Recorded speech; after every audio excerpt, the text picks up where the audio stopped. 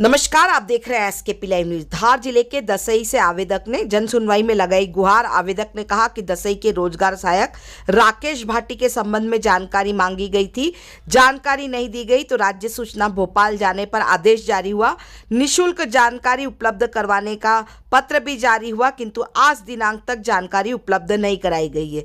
Collector से आवेदक ने गुहार लगाई कि उन्हें शीघ्र अतिशीघ्र जानकारी दी जाए, साथ ही इस मामले में एफआईआर भी दर्ज होना चाहिए। देखें खबर एसकेपी लाइव न्यूज पर आवेदक ने क्या कहा। जन सुनवाई में मुकेश पाटीदार के नाम से एक आवेदन लगाया था, जिसमें ग्राम पंचायत दसई के राकेश भाटी जो प्रभारी सचिव हैं उनके बारे में जानकारी चाहिए थी। इन्होंने समय पर जानकारी नहीं दी। हमने अपील करी, इसके बाद द्वितीय अपील करी, फिर राज्य सूचना आयोग भोपाल गए। हम भोपाल से यह आदेश हुआ कि इनको निःशुल्क जानकारी उपलब्ध करवाई जाएगी। इसके बावजूद आज दिन तक इनने हमको कोई जानकारी उपलब्ध नहीं करवाई।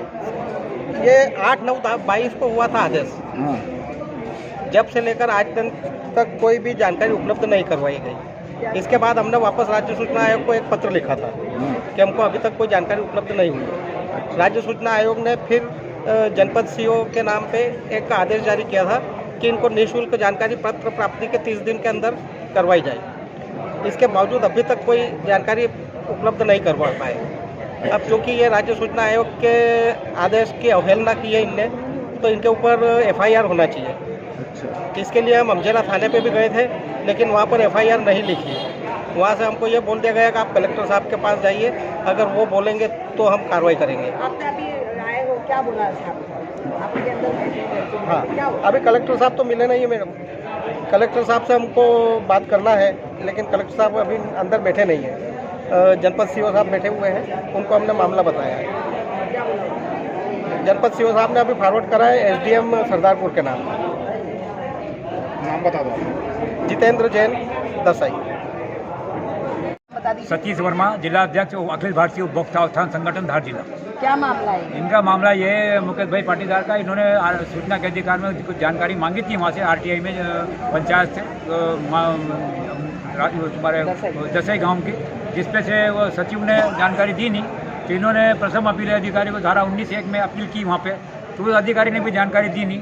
इसलिए ये द्वितीय अपील में वहाँ पे धारा 19(3) में राज्य सूचना आयोग में कार्रवाई करी इन्होंने, जिस पर से राज्य सूचना आयोग ने इनको धारा दो मामलों में, एक और एक क्रमांक 2 के ऊपर जानकारी देने के निःशुल्क आदेश जारी किए इनको। उसके बाद भी इन्होंने उनको जानकारी, राज्य सूचना आयोग के आदेश को भी इन्होंने पालन नहीं किया। अगर कोई भी कर्मचारी या कोई भी जानकारी अगर देता नहीं है जानकारी सूचना के अधिकार में या किसी भी मामले पे, तो वो धारा नियम का दुरुपयोग कर रहा है। धारा 220 भारतीय दंड संहिता की और धारा 120 षड्यंत्र की लागू होती है उसके ऊपर नियम का दुरुपयोग करने में, जिसमें 7 वर्ष तक के कारावास का प्रावधान है।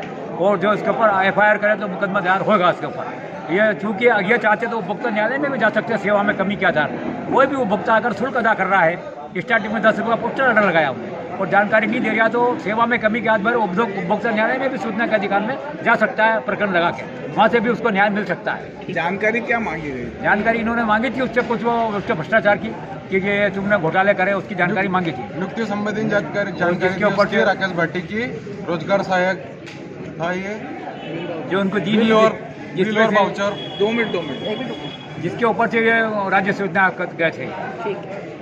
धन्यवाद। पाटीदार आपने क्या मांगा था?